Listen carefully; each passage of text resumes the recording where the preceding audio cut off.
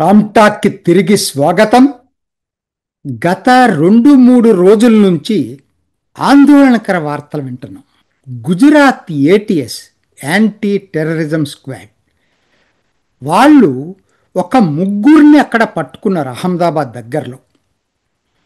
వాళ్ళ ముగ్గురులో ఒకరు డాక్టర్, అది హైదరాబాద్ నుంచి. ఆయన పేరు డాక్టర్ అహ్మద్ మొహియుద్దీన్ సయ్యద్. చైనాలో ఎంబీబీఎస్ చేశాడట. మరి అట్లనే ఆయన ఎవరితోటి టచ్లో ఉన్నాడని చూస్తే ఇంకో ఇద్దరు దొరికారు. Azad Suleman Sheikh, Shamli district UP. అలానే మహమ్మద్ సుహేల్ సలీం ఖాన్, లఖీంపూర్ ఖేరి, అది కూడా ఉత్తరప్రదేశ్ రాష్ట్రం. వీళ్ళ ముగ్గురు కలిసి ఎవరి గైడెన్స్తో చేస్తున్నారంటే ఆఫ్ఘనిస్తాన్లో నుంచి ఫంక్షన్ చేస్తున్న ఐఎస్కేపీ, ఇస్లామిక్ స్టేట్ ఖురసాన్ ప్రావిన్స్. వీళ్ళు తాలిబాన్ కాదు, తాలిబాన్లకి వ్యతిరేకం. వీళ్ళు పాకిస్తాన్ ప్రేరేపిత ఉగ్రవాద సంస్థ. కరెక్ట్గా చెప్పాలంటే ఐఎస్కేపీ ఇవాళ పూర్తిగా ఐఎస్ఐ చేతుల్లో ఉంది. వాళ్ళు ఆపరేట్ చేస్తున్నారు. వీళ్ళ ముగ్గురు కూడా అందుట్లో టెర్రర్ మాడ్యూల్లో భాగస్వామి అయ్యారు. అసలు వింటంటేనే అసలు ఒళ్ళు గగురుపాటు కలుగుతుంది. ఆముదాల ఇత్తనం నుంచి విషం తయారు చేస్తున్నారు. అసలు తలుచుకుంటుంటే వాళ్ళు చెప్పేది ఏంటంటే ఇతని దగ్గర 2 గ్లోక్ పిస్టల్స్ దొరికినాయట. నాకు అఫ్కోర్స్ ఆయుధాల గురించి నాకు తెలియదు, వాళ్ళు రాసింది నేను చెప్తా. 2 గ్లోక్ పిస్టల్స్, ఏ బెరెట్టా అంటే 30 live cartridges, 4 kg castor bean mash అంటే పొడి, ఇది ఆయన దగ్గర దొరికినాయి. ఇక మిగతా ఇద్దరు ఏంటంటే సరిహద్దుల నుంచి పాకిస్తాన్ నుంచి డ్రోన్ల సహాయంతో ఆయుధాలు తీసుకుంటున్నారు. ఇది వీళ్ళ మాడ్యూల్. వీళ్ళు ఇప్పటికే రెక్కీ చేశారు.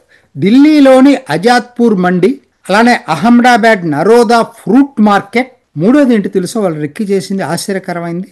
లక్నోలో ఉన్న ఆర్ఎస్ఎస్ ఆఫీస్. ఈ మూడింటిని రెక్కీ చేశారు వీళ్ళు. సో ఇది చాలా ఆందోళనకర వార్త. దురదృష్టవశాత్తు ఎక్కడ జరిగినా హైదరాబాద్కు మూలాలు వస్తున్నాయి. ఇంతకన్నా పెద్ద భయానక వార్త నిన్న జరిగింది. యాక్చువల్గా దాని మీద వీడియో చేద్దాం అనుకుంటున్నాను, అంతలోనూ ఇంకొక వార్త బయటకు వచ్చింది. ఢిల్లీ పిల్లలు ముందుగా అసలు ఏం జరిగిందో, వాళ్ళు ఏం చేశారో చూద్దాం.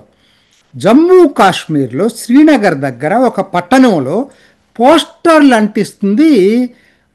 దాన్ని పట్టుకొని మన భద్రతా దళాలు ఎవరి పోస్టర్లు అంటిస్తుంది అనేది వెనక్కి వెళ్ళి వాళ్ళ సీసీటీవీ ఫుటేజ్లను బట్టి వాళ్ళకున్న ఆధారాల ప్రకారం చూసేటట్టయితే అది ఉత్తరప్రదేశ్లోని సహరన్పూర్కి వెళ్ళింది. అక్కడున్న డాక్టర్ పేరు వచ్చింది. సో అక్కడి నుంచి ఆయన పట్టుకున్నారు. ఆ డాక్టర్ నిజానికి ఆయన అక్టోబర్ 2024 దాకా అనంతనాగ్ గవర్నమెంట్ మెడికల్ కాలేజీలోనే ఆయన అక్కడ teaching staff.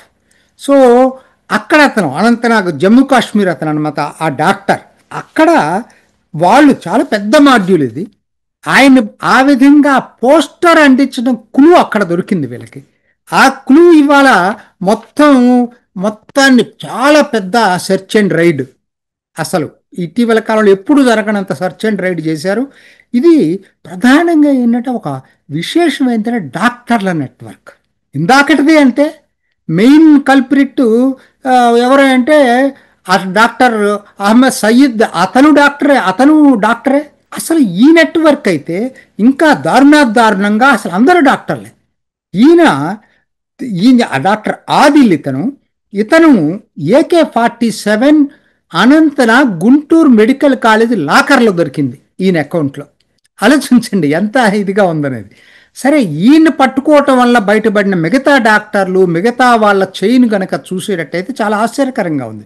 Doctor ముజ్జమిల్ Ahmed Shakeel గనై, ఈయన ఫరీదాబాద్ దగ్గర ఆల్ ఫాలా కాలేజో యూనివర్సిటీ, అది దాంట్లో టీచింగ్ స్టాఫ్, అసిస్టెంట్ ప్రొఫెసర్.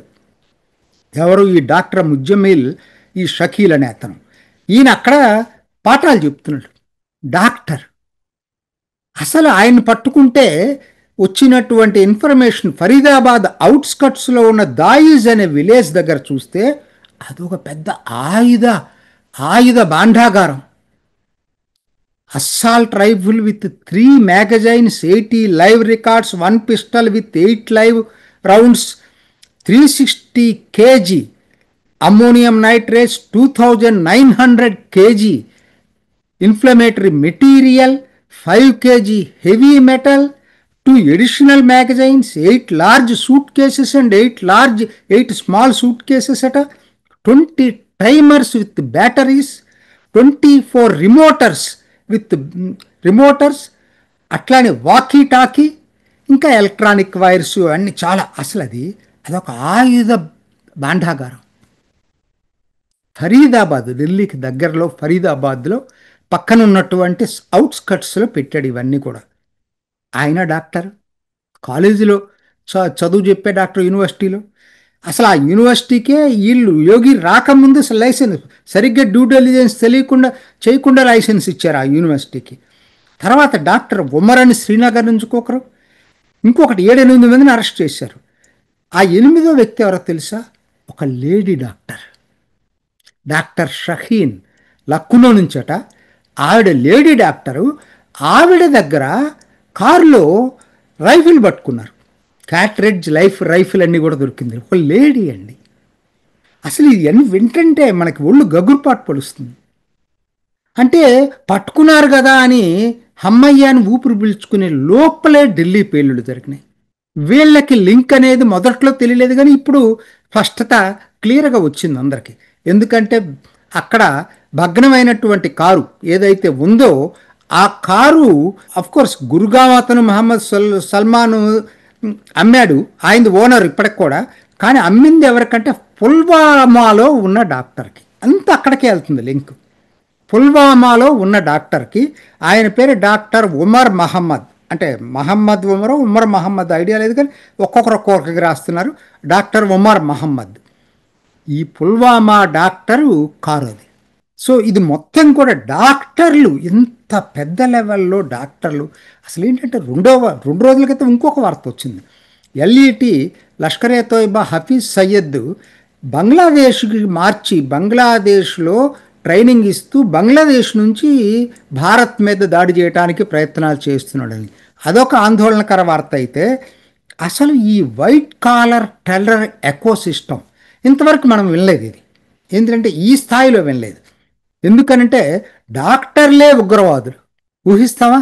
ప్రాణాలను రక్షించే డాక్టర్ వృత్తి చదువుకొని ఇస్లామిక్ ఉగ్రవాదులుగా మారిపోయినటువంటి ఒక మోక చేస్తున్నటువంటి ఈ దుశ్చర్య నిన్న పట్టుబడిన టెర్రర్ మాడ్యూల్ అయ్యేటట్టు. నాకు ఒక్కటి చెప్పండి, ఇప్పటికైనా నేను అంతకుముందు ఎన్నో వీడియోలు చేశాను. రాడికల్ ఇస్లాం అనేది ప్రపంచం మొత్తానికి అత్యంత ప్రమాదకరం. మరి భారత్లో ఎందుకు దాన్ని తీవ్రంగా తీసుకోవట్లేదు ఎవరు? ఎంతసేపటికి అదవరికి వామపక్ష మేధావులు చెప్పేవాళ్ళు వాళ్ళకి నిరుద్యోగం ఉంది కాబట్టి వాళ్ళు ఉగ్రవాదులుగా మారుతున్నారని. వీళ్ళే నిరుద్యోగులండి, ఈ డాక్టర్లు ఏమి నిరుద్యోగులు? అసలు ఎందుకంటే యూరోప్లో నుంచి మరి సిరియాకి అప్పుడు ఐఎస్ఐఎస్కి వెళ్ళిన వాళ్ళు highly educated high income group people వెళ్ళారు. వాళ్ళేమి నిరుద్యోగులు? ఎందుకు ఒప్పుకోలేరు?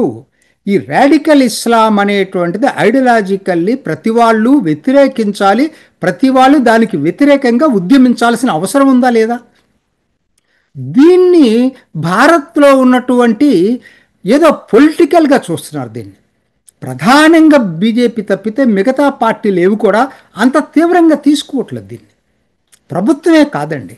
ఎందుకు నేను ఈ మాట చెప్తున్నానంటే, ఎంత 9/11 చూసాం, బాంబే అల్లర్లు చూసాం, అయినా మనకు బుద్ధి రావట్లేదు, గుణపాఠం రావట్లేదు. ఇవాళ ఢిల్లీలో పేలుళ్ళు జరిగిన తర్వాత ప్రతి ఒక్కరం గుణపాఠం తెచ్చుకుందాం, రాజకీయాలను పక్కన పెడదాం.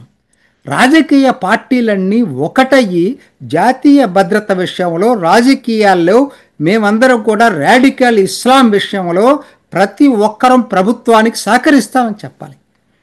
ఎవరినైనా అనుమానాస్పదంగా అరెస్ట్ చేస్తే వెంటనే వచ్చేస్తారు మానవ హక్కుల పేరుతోటి. కోర్టులకు వెళ్ళే లాయర్లు ఉన్నారు, వాళ్ళకి బెయిల్ ఇప్పించే లాయర్లు ఉన్నారు.